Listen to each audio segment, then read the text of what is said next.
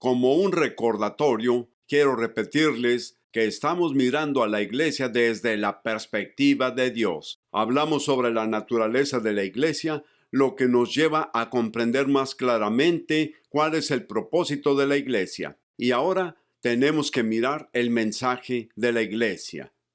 En 1 Timoteo 3:15, Pablo dice que la iglesia es el pilar y baluarte de la verdad. Lo que esas palabras significan es que la iglesia es el bastión, el pilar, el fundamento, el terreno, el soporte de la verdad. Cuando la gente recurre a la iglesia, deberían poder ver la verdad. No la opinión de alguien, no lo que es popular, no lo que es la última moda, sino que deberían poder descubrir la verdad. No solo en la persona de Jesús, que es la verdad en sí mismo, pero también la verdad sobre Jesús. Y hoy tenemos que ser honestos, pastores. Hay muchos evangelios que se promueven y predican para una variedad de propósitos diferentes, de los cuales muchos son egoístas. Tenemos a los que predican el evangelio de la prosperidad. ¿Por qué hacen eso? Porque francamente quieren hacerse más ricos ellos mismos y quieren atraer a más personas a su iglesia, por lo que le dirán a las personas algo que quieren escuchar sin los verdaderos requisitos, sin toda la verdad de las escrituras para ganar más seguidores. Hoy vemos que hay más cultos que se están extendiendo por todo el mundo y trayendo herejías. Están trayendo errores increíbles, algunos de los cuales son muy flagrantes y obvios, otros son más sutiles y difíciles de entender. Hay muchos valores erróneos que se promueven por toda la iglesia. Algunos se pueden ver en la televisión. Por ejemplo, he visto a ministros en la televisión decir: si eres espiritual y realmente Dios te está usando, vas a tener una gran iglesia. Eso no es verdad, es una mentira. De hecho, fíjese en Pablo y su ministerio, uno de los apóstoles más grandes que hayan existido, escribió 1/3 de nuestro Nuevo Testamento y difundió el cristianismo en muchas naciones del mundo. Sus iglesias no eran muy grandes. Ese es un hecho. Incluso Jesús mismo, al final de su ministerio, solo tenía 120 seguidores. Eso es lo que nos dice Hechos 1. El tamaño no indica nada más que tener una multitud. Por favor, no se deje engañar. No se convierta en un esclavo de ese ídolo. No hay nada en las escrituras que diga que tener mucha gente es una indicación de la bendición de Dios en su ministerio. De hecho, a veces, tener mucha gente significa que está comprometido. Está influyendo el mensaje de las escrituras, el verdadero mensaje de la iglesia. Pablo en Hechos 20 del 17 al 38 dice que no dudé en darte el consejo completo de Dios, e incluso advirtió a esos ancianos de Éfeso. Dijo que llegará un momento en que las personas se introducirán en el cuerpo y tratarán de engañar al cuerpo y traerán mensajes llenos de errores. Y quiero decirle algo muy claramente. El diablo sabe que no puede sofocar la verdad. Él sabe, de acuerdo con Juan 1:5, sabe que no puede vencer la luz de la verdad en la persona de Jesús y en el verdadero evangelio de la iglesia. Él sabe que no puede borrarlo, no puede apagarlo, no puede destruirlo. Así que ha intentado una estrategia diferente, y esa estrategia es contaminarla, diluirla con medias verdades. Una de las cosas que debemos entender como pastores y líderes es que somos responsables de lo que decimos. Dios nos hará responsables de lo que decimos. Déjeme ponérselo de esta manera. Cuando se trata de lo que enseñamos y predicamos, Santiago 3:1 nos dice claramente, no os hagáis maestros muchos de vosotros, sabiendo que recibiremos mayor condenación. Tenemos el privilegio de declarar la santa palabra de Dios, su consejo, la sabiduría del Espíritu a la gente. Al mismo tiempo, Dios dice, no solo tienes ese privilegio, sino que también tendrás un mayor juicio. Usted tiene una mayor responsabilidad porque tiene ese privilegio. Nosotros seremos responsables no por el tamaño de nuestras iglesias, sino por los fieles y verdaderos que fuimos a la palabra de Dios y a obedecer la dirección del Espíritu Santo. No somos responsables de las opiniones de la gente, ni de si somos populares. De hecho, al mirar la vida de Jesús, la vida de Pablo, la vida de otros apóstoles de las Escrituras, siendo fieles a Dios significaba que no iba a ser popular. No va a tener muchos seguidores. No me opongo a una iglesia grande. Dios no se opone a una iglesia grande. Pero recuerde que hay 7 cosas que no son negociables en la vida de una iglesia. El tamaño no es uno de ellos en las Escrituras. Nosotros seremos responsables de lo que decimos. ¿Cuál es el mensaje de la iglesia? Como líderes debemos preguntarnos eso. ¿Cuál es el mensaje de la iglesia? Y nuevamente quiero decirles, mis amados hermanos, tengo cientos de libros en mi estante, pero el único libro que revela cuál es el verdadero mensaje del Evangelio es este libro. Está lleno de enseñanza apostólica. Es en este libro que el Espíritu Santo habló a través de hombres que escribieron fielmente lo que el Espíritu dijo. Aquí es donde debemos ir para comprender la mente de Dios, la voluntad de Dios y lo que Dios quiere decir a su pueblo hoy día. El verdadero Evangelio es tan poderoso hoy como lo fue hace 2000 años. Necesitamos ser personas del libro. Amén. Incluso en el tiempo de Pablo había dificultades. Esta estrategia del infierno ya comenzaba a derramarse. Pablo y los otros apóstoles en muchos lugares tuvieron que abordar algunas de las herejías y errores que comenzaban a crecer. El diablo no puede apagar la verdad, así que lo que hace es tratar de cambiarla solo un poquito. En Mateo 4 puede ver incluso lo que le dijo a Jesús. Satanás citó la palabra de Dios. Satanás conoce la Escritura, pero la tuerce lo suficiente como para desviarla. Piense conmigo en su mente por un momento. Si está en un barco y estuviera aquí en Estados Unidos, en la costa de California, y quisiera tomar ese barco hasta Hawái, las islas en el Pacífico, si se subió en ese barco y el piloto decidió, no tenemos que ser tan precisos, simplemente podemos adivinar a dónde vamos. Y si está equivocado un grado, solo un grado, cuando llegue a donde creía que debería estar Hawái, estaría 500 millas al norte o 500 millas al sur de esas islas. Estaría en medio del océano, estaría perdido. También es cierto con la palabra de Dios. Cuando nos desviamos de lo que la palabra enseña claramente, llevaremos a la gente por el mal camino y Dios nos hará responsables de eso. Veamos las escrituras de algunas de las primeras advertencias bíblicas que se nos dieron con respecto a diferentes tipos de error y herejía que ya comenzaban a verse en el tiempo de Pablo. Habla acerca de las doctrinas de los demonios en 1 de Timoteo 4:1 y 2 de Timoteo 4:3 y 4. 1 de Juan 2:18 al 23 y 1 de Juan 4:1 al 3.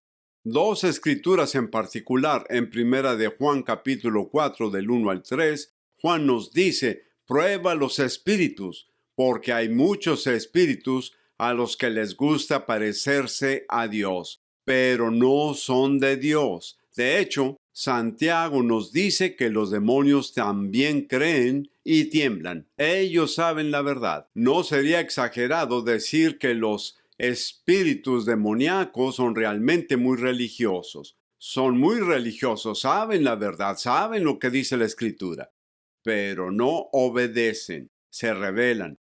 Y así hay muchos espíritus que por fuera pueden parecer aceptables, pero por dentro están llenos de muerte y engaño.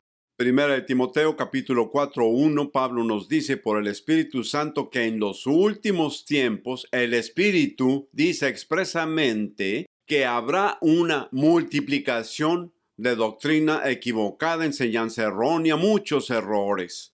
Eso significa cuando dice que por el Espíritu Santo nos está diciendo hoy que en los últimos tiempos, y creo que estamos en estos últimos tiempos en este momento, que va a venir una multiplicación explosiva de error, mala enseñanza, cosas que suenan bien por fuera, pero cuando realmente se examinan a la luz de las Escrituras, no son ciertas. Una de estas doctrinas con las que me he topado, doctrinas de demonios, es la que llamamos el Evangelio de la Prosperidad.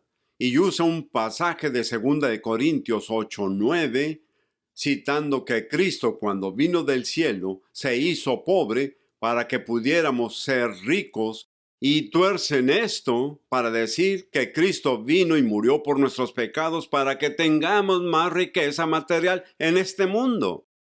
Tengo que decirle que es un abuso total y una mala interpretación de las Escrituras. Cristo no dejó el cielo y adoptó la forma de un hombre en el papel de un siervo, como dice Filipenses 2, y murió por nuestros pecados para tener un automóvil más grande, para vivir en una casa más grande y tener más ropa. Eso es una mentira del infierno. El problema es el gancho de esa mentira. Es atraer a las personas a su deseo de riqueza, atraerlas a sus deseos carnales en lugar de decir toda la verdad. Cristo vino a la tierra, dejó las glorias del cielo, se hizo un hombre y asumió el papel de un siervo para morir por nuestros pecados, pero no por la riqueza en este mundo que está pasando. Este mundo está pasando. Pero una riqueza hacia Dios, una riqueza de vida. La vida, como nos dice el Evangelio de Lucas, no consiste en nuestras posesiones, pero en una relación con Dios, en ser usado por Dios para su gloria, en descubrir el gran propósito en la vida, que es ser llamado un hijo de Dios y vivir para que su voluntad se cumpla a través de nosotros. Los poderes demoníacos usarán todo lo que puedan para desviar a las personas. No le importa si vas a la iglesia todos los días, si tienes 25 Biblias, no le importa si vas a reuniones de oración. Lo que temen es cuando comienza a creer en la Biblia, cuando comienza a obedecer las Escrituras, cuando comienza a permitir que el Espíritu Santo lo guíe. No le importa cuánto sabe sobre la oración, pero tiemblan cuando comienza a orar. Enseñemos a nuestra gente la verdad sobre lo que está en la palabra de Dios. Amén. La segunda área que discuten Pablo y otros apóstoles son las herejías destructivas. Segunda de Pedro, capítulo 2, 1 al 22. Aquí se ve este evangelio de prosperidad. Ya había gente en los días de los primeros apóstoles que predicaban el evangelio para hacerse ricos. Y vemos esto en Apocalipsis 2 y 3, y hay algunos juicios severos dados a las 7 iglesias en Apocalipsis debido a cómo estaban comenzando a ser llevados al error por las fuerzas demoníacas y su propia carne. Una tercera área son las fábulas tontas y argumentos. Primera de Timoteo 1, versículos 3 y 4, Primera de Timoteo 6, del 3 al 5, Segunda de Timoteo 2, del 16 al 18 y el versículo 23, Colosenses 2, 8. Todas estas escrituras hablan de fábulas tontas y argumentos que son completamente innecesarios e infructuosos. De hecho, conducen a la destrucción. Y en otro conjunto de pasajes, lo que se discute es la venta del evangelio para beneficio personal. Ya hemos hablado de esto y ese beneficio personal podría ser para la riqueza personal, podría ser para tener seguidores, para glorificarse a sí mismo en lugar de a Jesús. Juan 7, 18, 2 de Corintios 2, 17, 1 Timoteo 6, 5, 2 Pedro 2, 14 al 17, Apocalipsis 2, 14. Todos estos pasajes nos advierten sobre los peligros de dar lugar a este tipo de comportamiento destructivo. Además, las escrituras abordan la sabiduría de esta época, en otras palabras, sofisticación intelectual, en 1 Corintios 2 y 2 Corintios 1, versículos 3 al 5. Discutimos cuán destructivo e engañoso, cuán vacía es la sabiduría de esta era. Ahora, no me opongo a la educación. Soy una persona bien educada. He ido a la escuela muchos años, he obtenido varios títulos y eso no me convierte en una persona inteligente, pero sí me educa y debo decirle que en toda mi educación he aprendido algunas cosas importantes. De hecho, he leído 5 libros y puedo decirle que si sigue los consejos y principios en estos 5 libros, usted será fructífero y efectivo y glorificará a Dios en su ministerio. Le daré los nombres de estos 5 libros, espero que los escriba. Estos son los 5 mejores libros que he leído sobre el crecimiento de la iglesia y el ministerio. ¿Está listo? Aquí está el primero, Mateo. Segundo libro, Marcos. Tercer libro, Lucas. Cuarto, Juan. Y el quinto libro es Hechos. Son los mejores libros que he leído sobre el crecimiento y el ministerio de la iglesia, y los tiene a su disposición. Una sexta área de problemas que se encuentra en el Nuevo Testamento es con el legalismo religioso. Aquí se habla específicamente en el libro de Gálatas, Colosenses capítulo 2 del 11 al 23, sobre un grupo llamado judaizantes. Eran creyentes judíos que vinieron a los cristianos y dijeron: no son cristianos a menos que hagan estas cosas y no hagan estas otras. Ese legalismo religioso sigue vivo en la actualidad. De hecho, el espíritu religioso es uno de los espíritus más peligrosos, engañosos y malvados que trabajan en la iglesia hoy día, ya que todo se enfoca en la obra de este espíritu religioso. El enfoque está en lo que hace y lo que no hace. No está enfocado en una relación con Jesús, pero Jesús vino por nosotros, murió en la cruz para restaurarnos a una relación con Dios el Padre. No para comenzar otra religión, no para darnos un montón de reglas nuevas, sino para traernos a una relación con un Padre amoroso a través de lo que nos proporcionó en la cruz. El mal no siempre se ve malvado.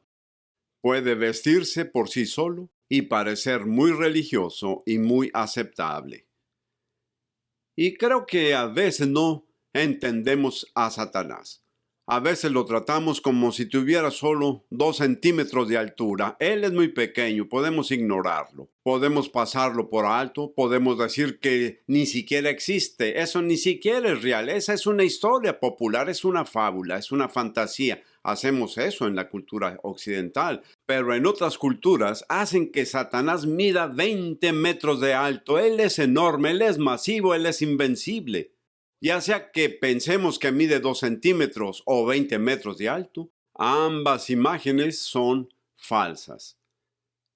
Cristo conquistó a Satanás en la cruz. Es un enemigo derrotado. Mayor es él, Jesús, que vive en ti, que el que vive en el mundo, Satanás. Tenemos victoria en Cristo, pero debemos enfocarnos en cuál es el verdadero mensaje de las Escrituras. ¿Qué quiere decir Dios a la gente hoy día? Tenemos un problema muy real en la iglesia, de usar los estándares e ideas del mundo para atraer a la gente del mundo y llevarlos a la iglesia. Este es un problema y una trampa real. Y sinceramente, cuando nos parecemos al mundo para lograr que la gente del mundo venga a la iglesia, nos hemos convertido como el mundo. No tenemos nada que ofrecerles en ese momento. Hay algunos extremos en el movimiento de fe, tratando a Dios como nuestro niño mensajero celestial, y si solo digo las palabras correctas, Dios hará lo que yo quiera. Algo que he descubierto sobre Dios: Él es Dios y yo no. y mientras permanezca fuera de su trono nos llevamos muy bien.